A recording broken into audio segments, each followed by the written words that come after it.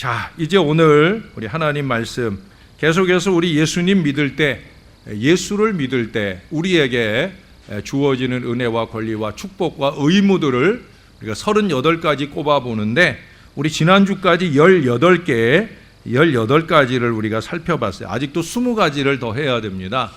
급하게 하려고 안 하고요. 그냥 올여름 다 갈 때까지 하면 되지 않겠나 하는 생각 가지고 진행해 가려고 합니다. 자, 말씀을 한 군데 먼저 읽어보죠. 요한복음 10장입니다. 요한복음 10장. 오늘 이 예배 후에 당회에 모이도록 하겠습니다.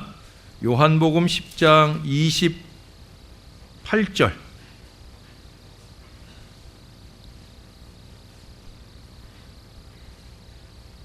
같이 한번 읽을까요? 시작. 내가 그들에게 영생을 주노니 영원히 멸망하지 아니할 것이요 또 그들을 내 손에서 빼앗을 자가 없느니라. 아멘. 자, 예수를 믿을 때, 자, 오늘 이 본문에서 뭘 주시는 것 같아요?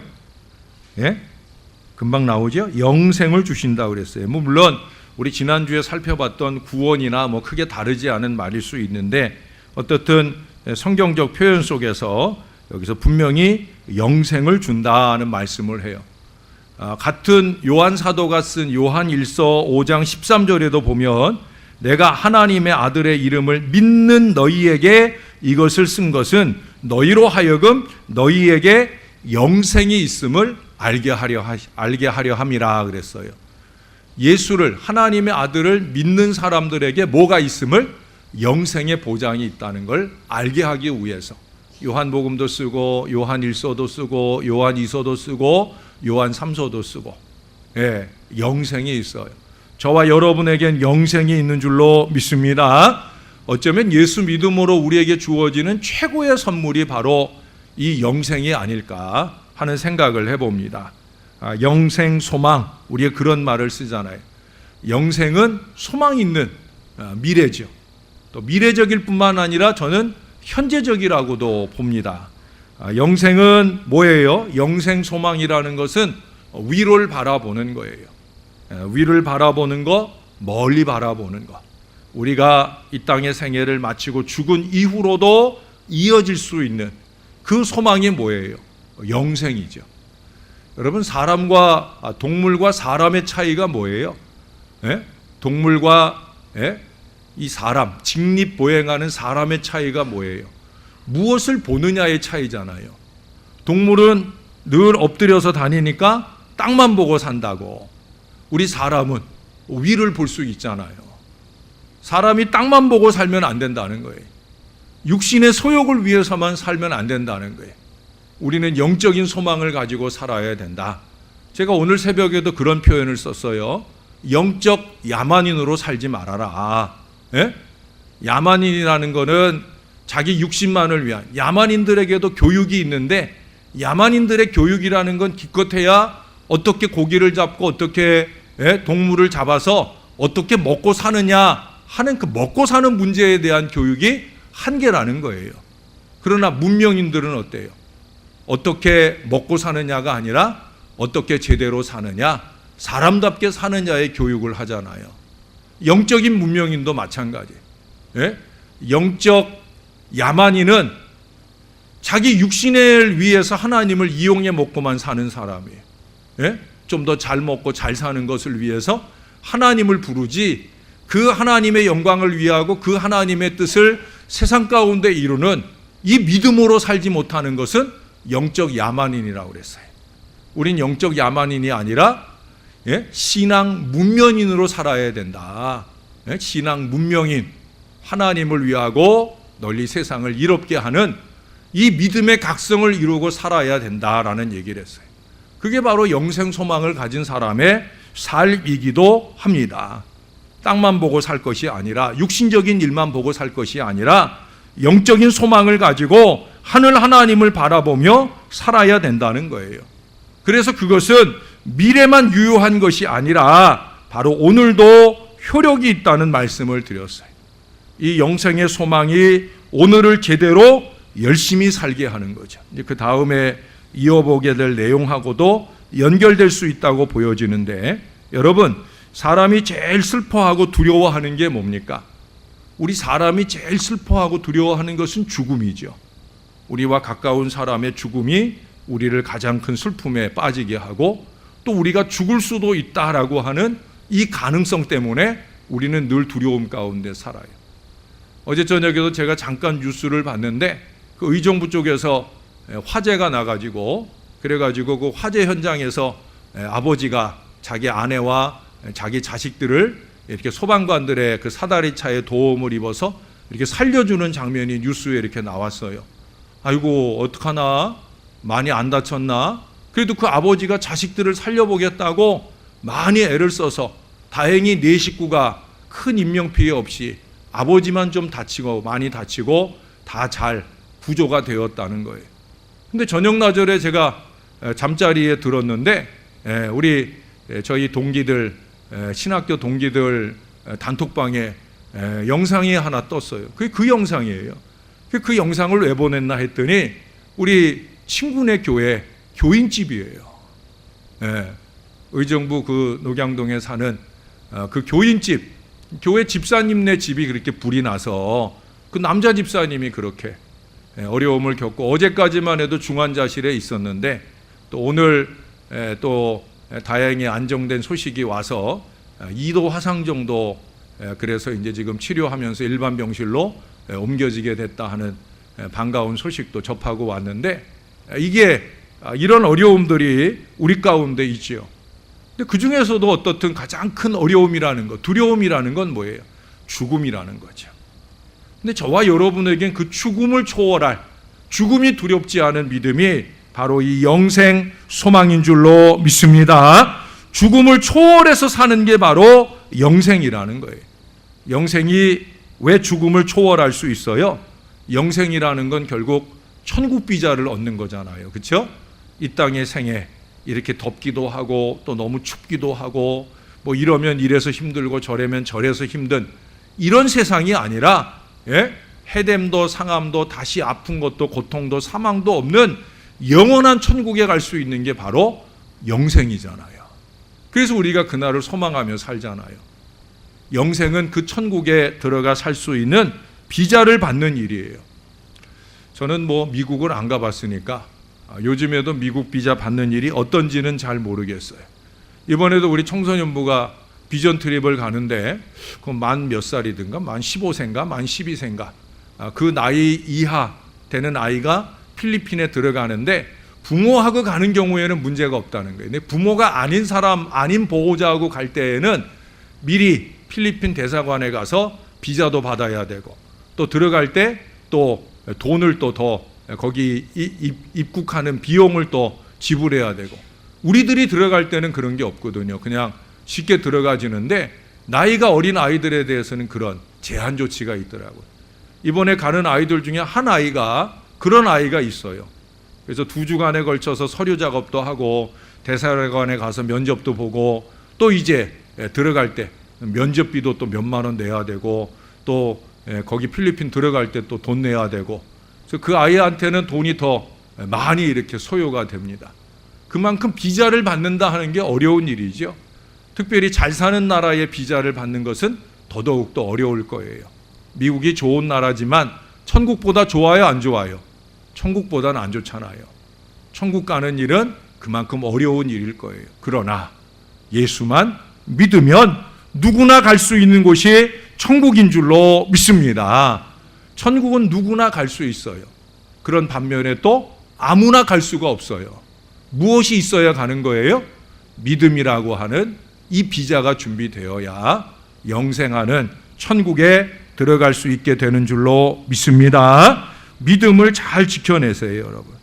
아무리 세상의 삶이 힘들고 어렵고 답답하고 괴로워도 믿음, 내가 예수님의 십자가와 부활을 믿는다 하는 믿음, 내가 천국 갈 사람이니까 천국 시민다운 심성을 준비하며 가겠다 하는 믿음, 이 믿음을 가지고 이 땅에서 아름답게 살다가 영원한 천국에 이를 때 면류관 받을 인생 다 되시기를 주님의 이름으로 축원합니다. 여러분 천국 가가지고 천국 입구에서 너 뭐 하다 왔냐 하면 내가 신월제일교회 목사였어요. 천국 가서 절대 그런 소리 하지 마세요. 그거 천국에서는 하나도 중요한 거 아니에요. 너 세상에서 뭐 하다 왔냐 그러면 딱 한 가지만 있으면 돼. 제가 예수 믿다 왔어요. 아시겠죠? 예수 믿다 왔어요. 그거 말해야 돼요. 딴 거 얘기하다 오히려 더 혼나요. 제가 목사하다 왔어요. 너 목사답게 살다 왔냐? 라고 하면서 오히려 매맞지. 저나 여러분이 우리가 가진 직분으로 천국 가는 거 절대 아닙니다. 이 다음에 천국 갔을 때 물어보실 거예요. 너 뭐 하다 왔냐? 라고 물으면 딱 하나만 대답하면 돼요. 따라해 보십시다. 내가 예수 믿다 왔어요. 아시겠죠? 잊어버리지 마셔요. 치매 걸리실 분 아무도 없지만 치매가 혹시 걸리더라도 이거 하나만 잊지 마셔요. 내가 예수 믿다 왔어요. 이 믿음으로 영생 소망 이루시기를 주의 이름으로 축원합니다. 이게 왜 또 중요하냐면 그 다음에 주어지는 또 하나를 보겠습니다. 자, 요한복음을 봤으니까 요한복음 14장으로 가보십시다. 요한복음 14장 27절입니다.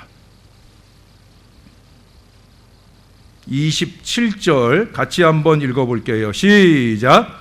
평안을 너희에게 끼치노니 곧 나의 평안을 너희에게 주노라. 내가 너희에게 주는 것은 세상이 주는 것과 같지 아니하니라. 너희는 마음에 근심도 말고 두려워하지도 말라. 아멘. 여기 보니까 평안을 평화 또는 평안을 주신다. 우리가 예수 믿을 때 평안을 주신다 그랬어요. 물론 우리가 앞에서 우리 화평, 하나님과의 화평을 주신다는 것도 우리가 살펴봤지만 이건 또 다른 의미에서의 평화. 제가 여러분에게 그때 평화, 화평 얘기할 때, 평화 얘기할 때도 팍스 로마나, 로마의 평화, 그것은 힘으로 얻어지는 평화인데 완전하지 못한 평화라고 그랬어요. 완전한 평화는 샬롬, 에이레네, 바로 이 평화예요. 적어도 제대로 믿음이 있다고 하면 확실한 이 평안을 누리며 살 수 있다라고 하는 거예요. 현재에서도 그렇고 미래에서도 그렇고 앞서서 얘기했던 믿음으로 말미암아 영생 소망이 분명하면 이 평안이 유지되며 사는 거예요. 그래서 제가 아까 영생 소망이라는 건 미래적이기만 한 것이 아니라 현재적이기도 하다. 그 영생 소망이 있기 때문에 현재적으로 찾아오는 그 상황과 환경 중에서 요만큼도 두려움 없이 살 수 있다는 거예요. 평안을 유지하며 살 수 있다는 거예요. 여러분, 톨스토이라고 하는 러시아의 대문호라고 하는 그 문학가가 예수 믿기 전과 예수 믿은 뒤에 그의 글이 달라집니다. 특히 참회록이라고 하는 글에 보면 그의 예수 믿기 전에 그의 모습들을 거기 스스로 고백하고 있어요. 참회록이니까. 예수 믿기 전에 그는 생의 모든 기반이 흔들리고 무너지는 시기를 경험을 합니다. 심지어 자살 충동에 밤마다 괴로운 시기들을 지내요. 내가 이렇게 살아서 뭐하나. 아마 그 시기에는 이 요즘에 우울증이라든지 조울증이라든지 조현병이라든지 이런 정신질환에 대한 진단들이 없어서 그렇지 아마 그 시기에 톨스토이에게 그런 우울증세가 찾아왔던 것 같아요. 그래서 불현듯 자기가 자꾸 죽고 싶은, 스스로 목숨을 끊어내고 싶은 이 자살 충동이 그에게 찾아옵니다. 그래서 그 충동 때문에 자기도 모르는 사이에 불현듯 어리석은 실수를 할까봐 그가 집안에 있는 모든 끈이라고 하는 끈은 다 없애버렸어요.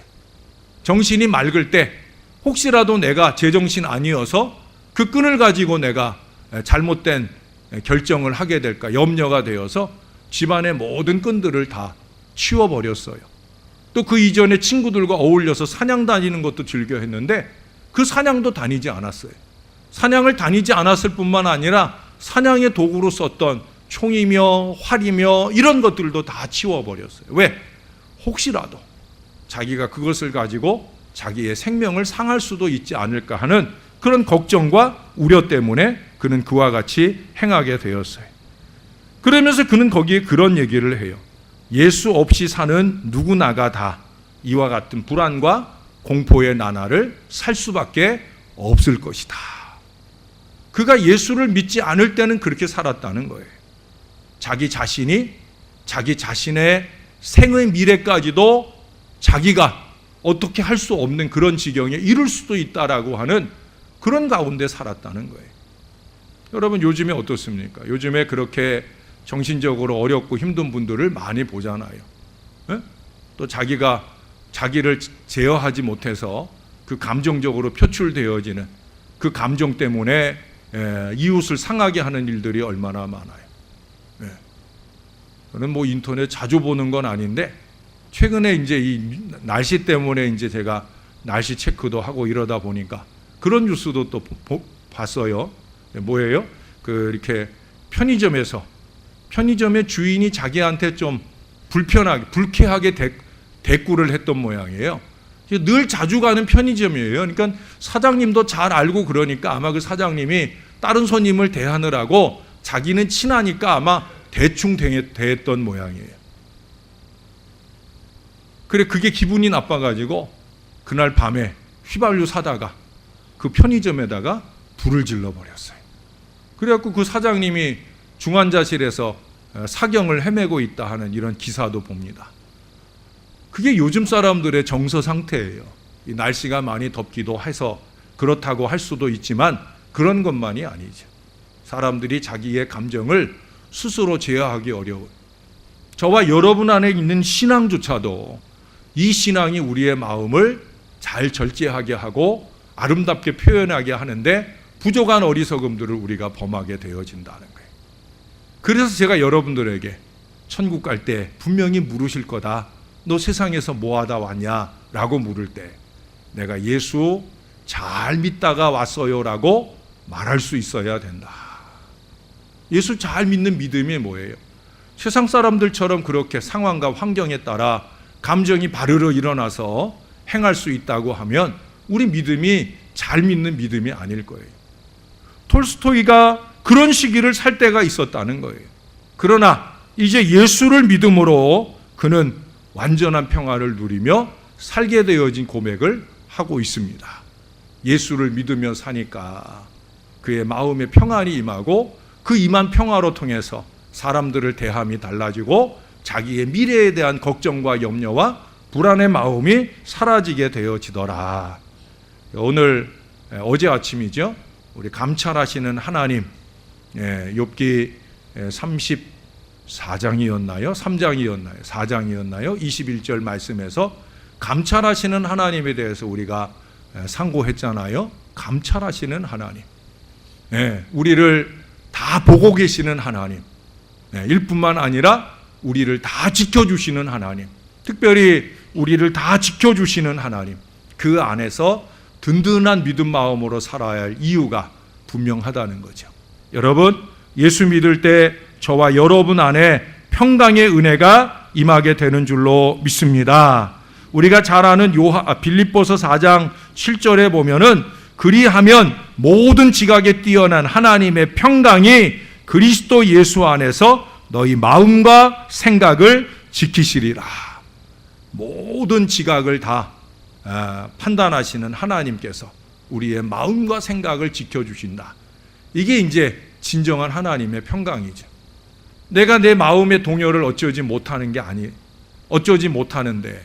하나님의 평강이 나를 지켜주시면 나의 이 어리석은 마음의 동요를 하나님이 잠재워 주신다는 거예요. 하나님의 평강. 그 하나님의 평강이 우리에게 어떻게 임한다고 그랬어요? 아무것도 염려하지 말고 감사함으로 하나님께 아뢰면 하나님의 평강이 임한다. 제가 이 빌립보서 4장 7절을 얘기할 때면 꼭 덧붙여 얘기하는 게 있죠. 4장 9절이에요. 너희가 내게 받고 듣고 본 바로 행하라. 그리하면 평강의 하나님이 너희와 함께 하시리라. 하나님의 평강이 큰가, 평강의 하나님이 큰가 비교했던 거 기억하실 거예요. 여러분 다 잊어버려도 이거 잊지 마셔요. 우리가 하나님 앞에 감사함으로 아뢰면 하나님의 평강이 우리를 지켜주셔요. 그러나 우리가 하나님의 이 말씀대로 행하면 평강의 하나님이 직접 우리를 돌보시는 그 큰 은혜가 임하게 될 줄로 믿습니다. 예수 믿을 때 누릴 수 있는 이 평강이 저와 여러분 안에 풍성하게 누려지기를 주님의 이름으로 축원합니다. 한 가지만 더 살펴보겠습니다. 우리 요한복음 본 김에 요한복음 15장으로 가겠습니다.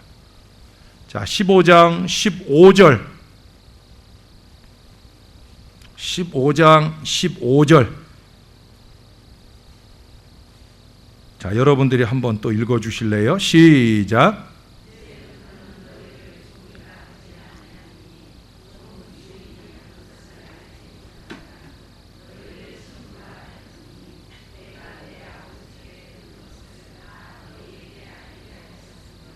아멘.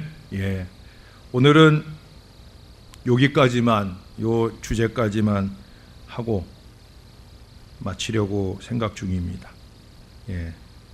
예수를 믿을 때 이제는 종이라 하지 아니하고 뭐라고 불러주신다고요? 친구라고 불러주신다고.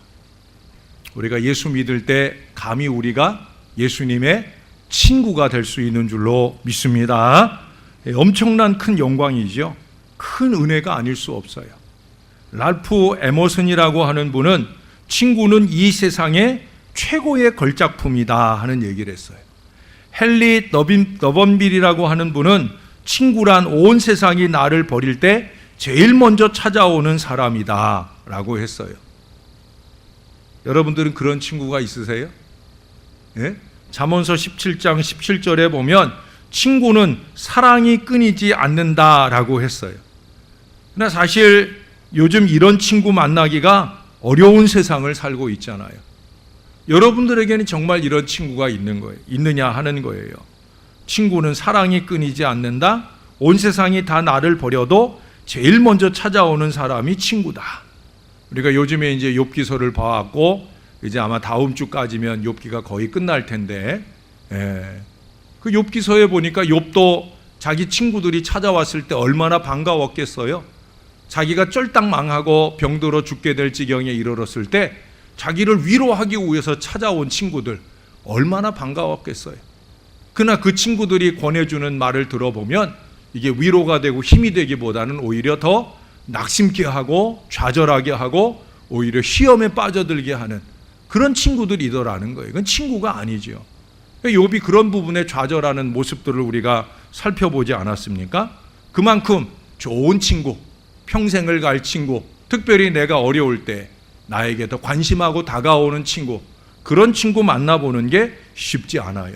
그런데 여러분, 우리 예수님께서 이보다 더 귀한 친구가 되어 주시겠다.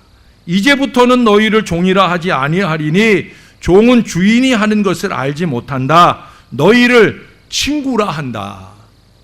여기서 친구이신 주님이 우리들에게 요청하는 게 딱 하나예요.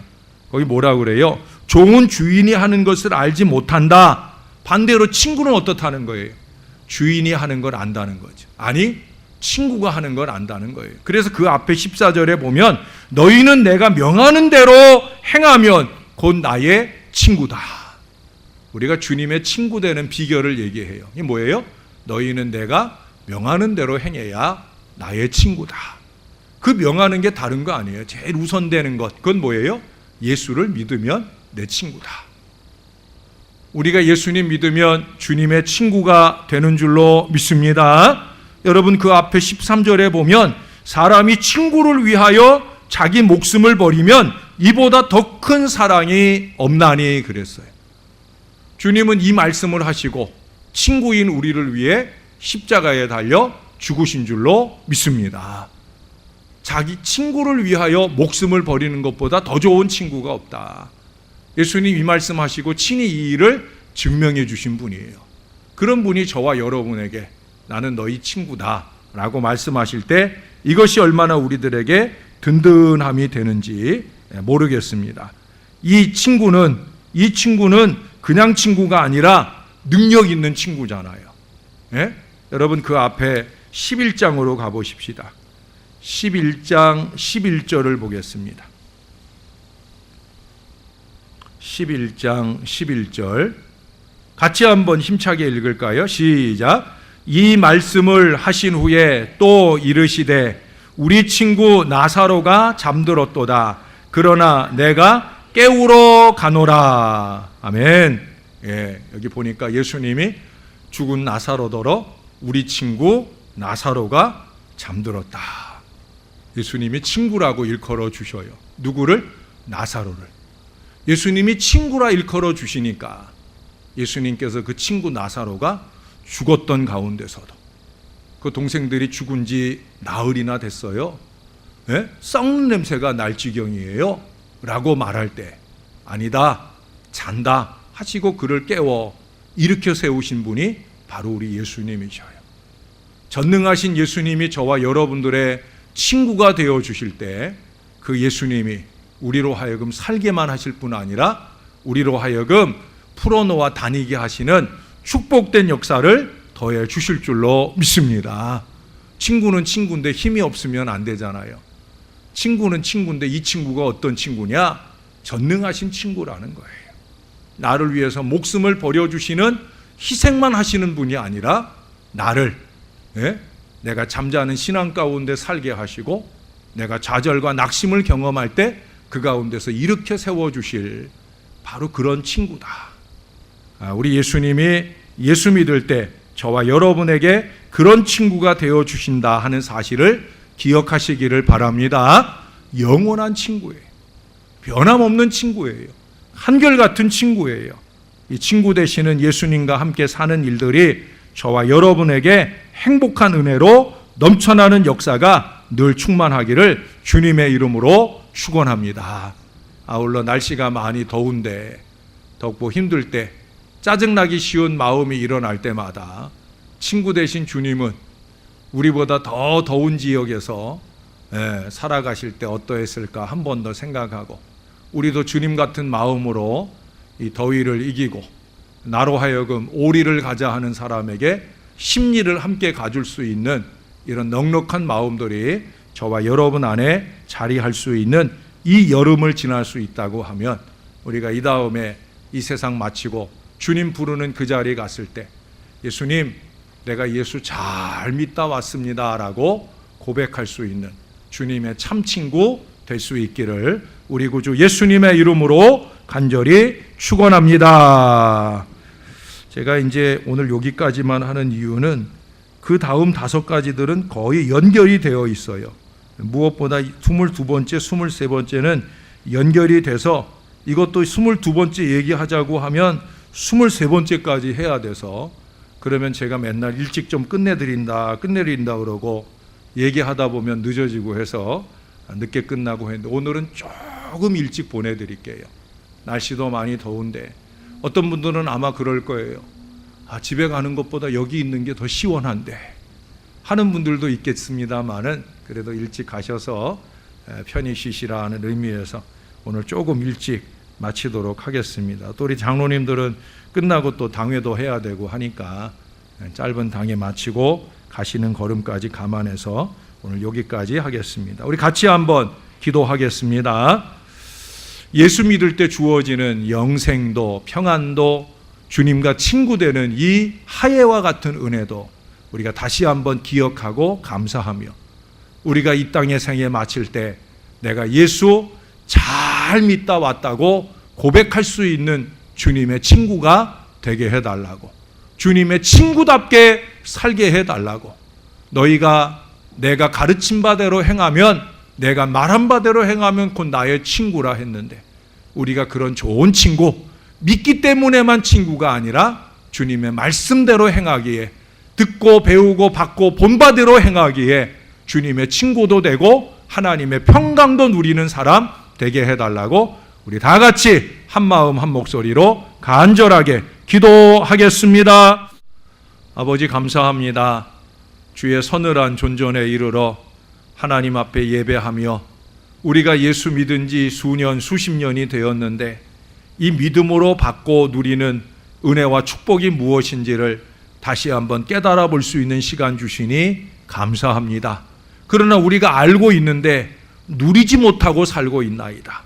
영생의 소망이 우리 죽었을 때 그때만 누리는 축복이 아니라 오늘 이 현세에서도 그렇게 영생의 소망을 가지고 평강을 누리며 친구 되신 주님과 함께 든든한 믿음으로 살아야 하는 것, 이것을 잊어버리고 살 때가 얼마나 많은지, 세상 사람들과 똑같은 감정대로 행하고 우리를 영적인 고귀한 자리로 불러 세우셨는데 우리는 천박한 믿음의 모양으로 사람의 마음을 상하게 하고 사람을 오히려 괴롭히는 어리석은 인생으로 살아갈 때가 많이 있습니다. 주님 용서해 주시옵소서. 우리의 마음을 좀 더 넓혀 주옵소서. 주님처럼 살 수는 없을지라도 주님의 흉내만이라도 내고 살고자 하는 간절한 마음들이 우리에게 있어지도록, 그래서 하나님께는 영광이 되고 나를 접하는 나의 가족들과 나의 교우들과 나의 이웃들에게 복음적 선한 영향력을 미치는 하나님의 사람으로 살게 하여 주옵소서. 우리를 다르게 부르신 것을 잊지 않고 사는 저와 이 모든 자녀들 되게 하시기를 소망합니다. 감사합니다. 예수님의 이름으로 기도합니다. 아멘.